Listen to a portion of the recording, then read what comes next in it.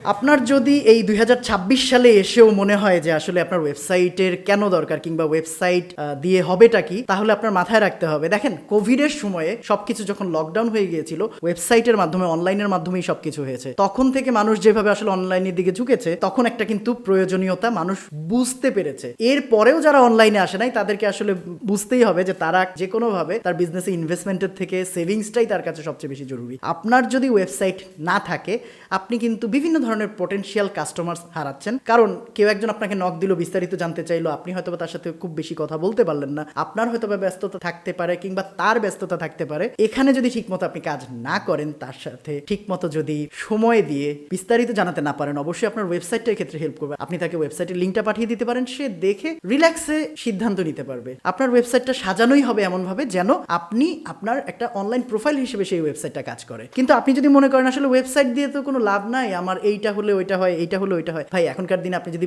Facebook ইনস্টাগ্রামে boost করতেও যান, আপনার ওয়েবসাইট ছাড়া তো বুস্ট করতে পারবেন না। আর যদি বলেন আপনার গুগল মাই বিজনেস লোকেশন, এটা তো একদম ছোট জায়গার জন্য। অবশ্যই আপনি ওয়াইডলি কাজ করতে চাইলে, পুরো একটা সিটি কভার করতে গেলে আপনার গুগল মাই বিজনেস থাকার সাথে সাথে ওয়েবসাইট থাকাটা একেবারে ফরজ, এবং সেখানে 20-25টা 50টা 100টা পর্যন্ত পেজ থাকা উচিত, যেন গুগল আপনাকে যে কোনোভাবে ইন্ডেক্সিং করতে পারে। তো এই বিষয়গুলো আপনার অবশ্যই মাথায় রাখতে হবে, এবং এটার বিস্তারিত আমি আসলে আমার প্যাসিভ কোডারের অফিসিয়াল পেজে এবং ইউটিউব চ্যানেলে ভিডিওটা দিয়েছি, আপনারা চাইলে দেখতে পারেন, আমি লিঙ্ক দিয়ে দেবো। সবাই ভালো থাকবেন, আসসালামু আলাইকুম।